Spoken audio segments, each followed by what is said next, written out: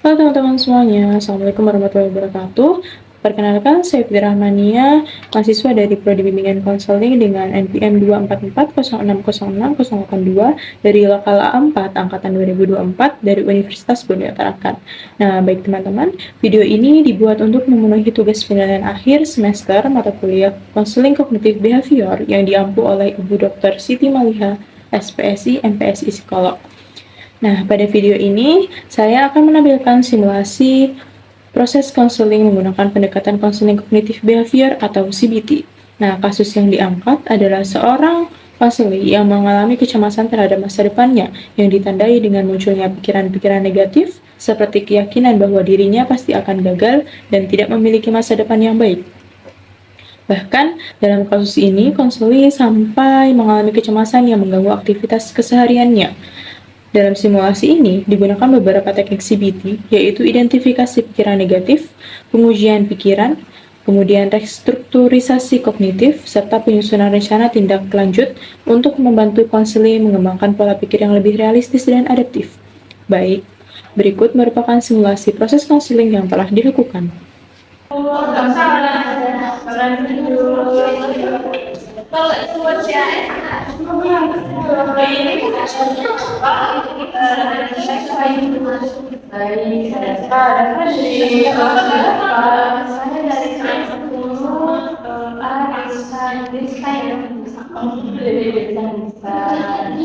Pas kuliah dari ada yang saya duluan tuh yang dari saya merasa kayak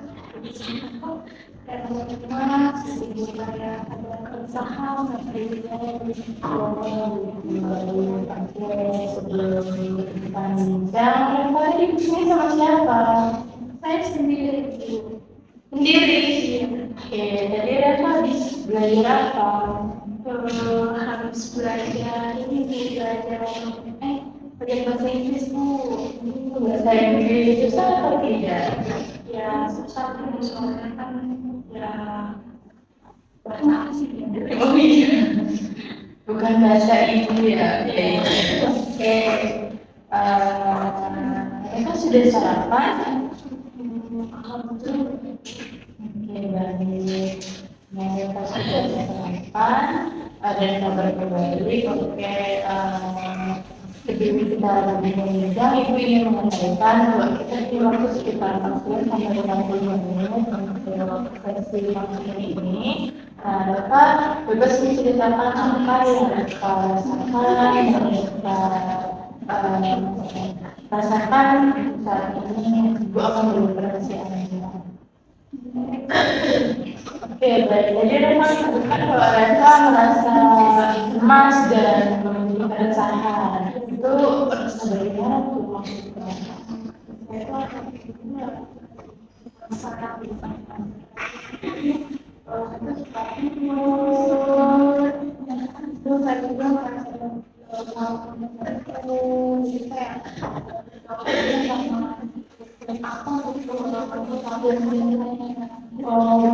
berarti kayak rasa-rasa sudah sampai kayak mengganggu aktivitas sehari-hari gitu ya. Jadi yang saya rasakan apa saja? Gitu.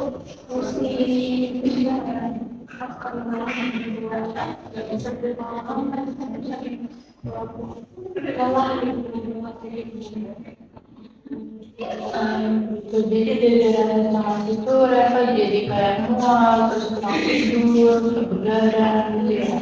Oke, baik. Kira-kira Reva itu cemas karena apa nih, kayak membutuhkan sesuatu atau karena apa cemasnya gitu?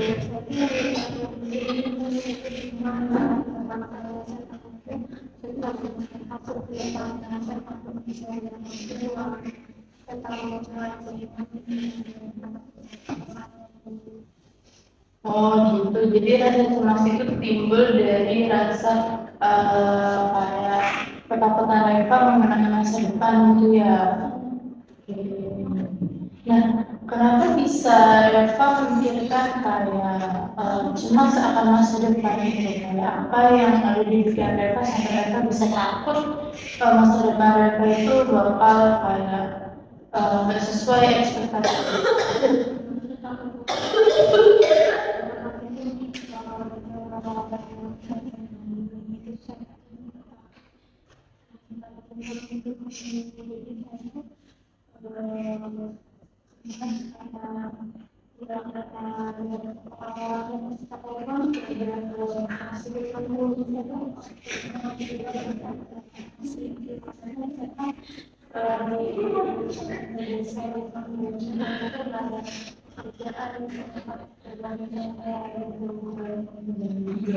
Jadi Reva tadi kan menyebutkan takut berhasil gitu. Dan juga ada satu kira-kira kali apakah memang itu tuh dari diri Reva atau memang dari asumsi saja dari karya tidak berhasil itu? Ya, asumsi aja sih. Ya, kan. Coba Reva ingatkan kembali, apakah Reva pernah kayak berhasil atau memang selalu berhasil gitu?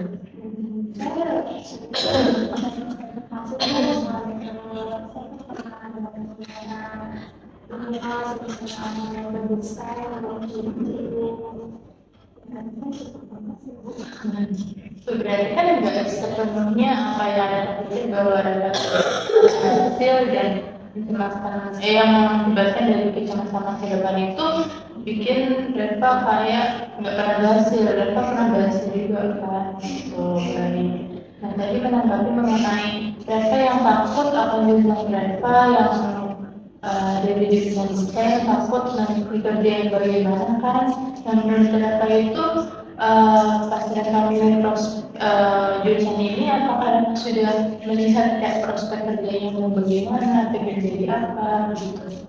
Sebenarnya sudah lihat sih Bu, cuma kan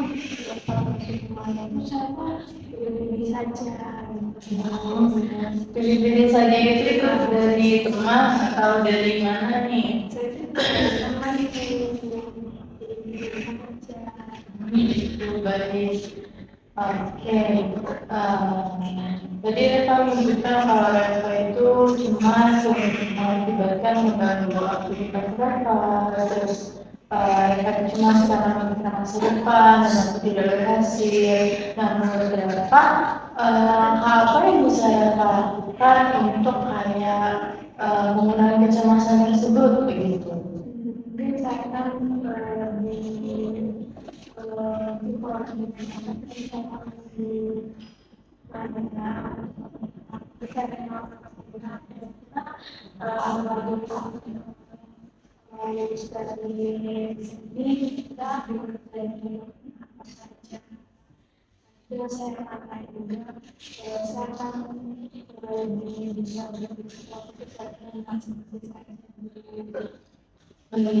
itu langkah yang bagus ya Pak. Kan sudah punya ini langkah mau tanya ke kakak tingkat mengenai bagaimana proses bekerja di jurusan desain gitu kan. Itu yang bagus. Nah, yang kedua ibu boleh saran kalau Reva bisa, Reva mau, Reva bisa kayak lakuin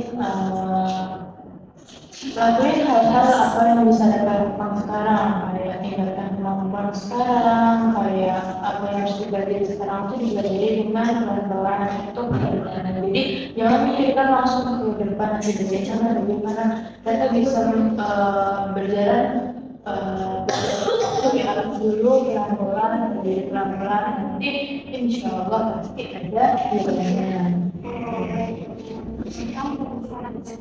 Jadi kita sudah punya dua langkah ya Pak. Yang pertama Reva bisa tanya ke kakak kita dan kedua Reva bisa fokus ke hal-hal yang bisa dilakukan.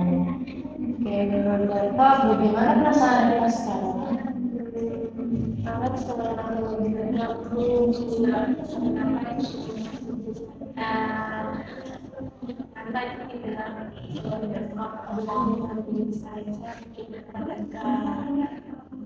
Alhamdulillah kalau gimana seperti yang bisa baik yang diusulkan kalau kita tadi sudah merasakan cemas dan mengganggu aktivitas sehari-hari akibat dari melakukan kegagalan masa depan. Jadi sekarang kan sudah punya langkah Nah, jadi berharap nanti ke depannya Reva bisa menerapkan hal-hal tersebut dengan baik dan karena ini waktu pelajarannya sudah habis, kita bisa bertemu di berikutnya ya Reva. Terima kasih untuk membantu saya hari ini. Sama-sama Reva, terus semangat ya. Sehat ya Bu.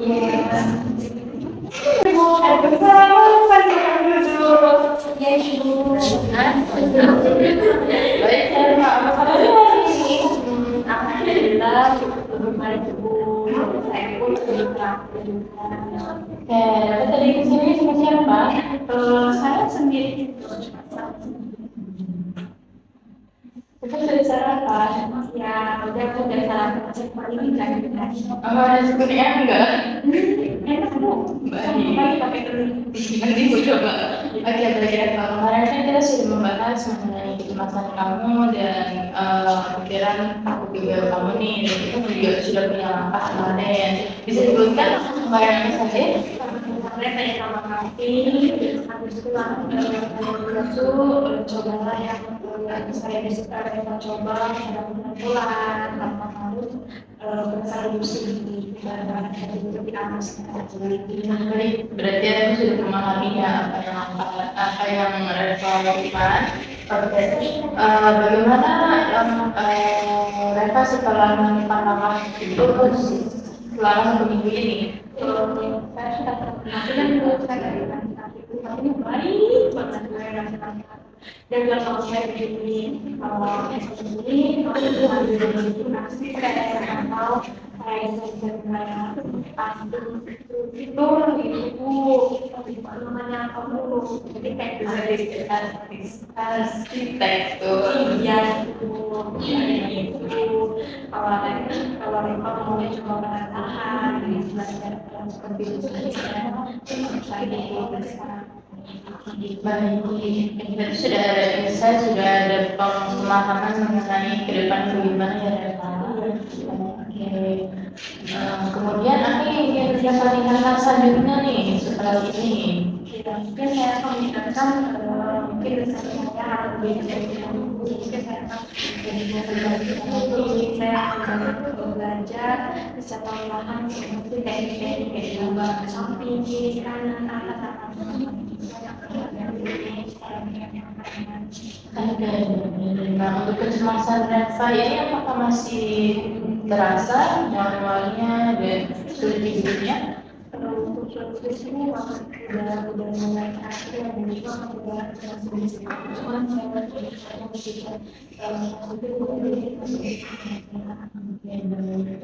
Perasaan cemas itu mungkin aku bisa kayak coba untuk kayak tarik nafas gitu ya, tapi perlahan dan habis itu berapa kasihlah kayak pemahaman tersebut ke diri mereka sendiri dan mereka itu nggak selalu berhubungan dengan hal-hal yang negatif.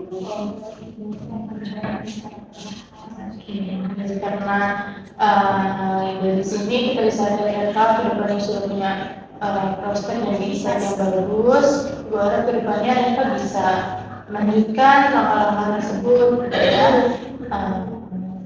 baik, setelah sesi fase kedua ini saya sudah merasa lebih lega santai akhirnya masa-masa itu bukan hanya kerja untuk langsung di saya dan saya juga sudah mendapatkan pengalaman hidup saya lalu bisa lebih belajar perlahan tidak perlu dari dulu jadi saya sudah lebih tenang lebih lega.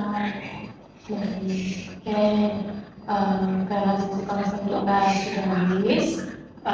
Terima kasih karena mereka sudah kembali lagi ke Ibu dan semoga kedepannya mereka bisa menerapkan langkah itu dengan baik dan kalau misalkan lupa ada pesan lagi aku bisa berkata lagi ya. Terima kasih Bu. Ya, saya sama-sama.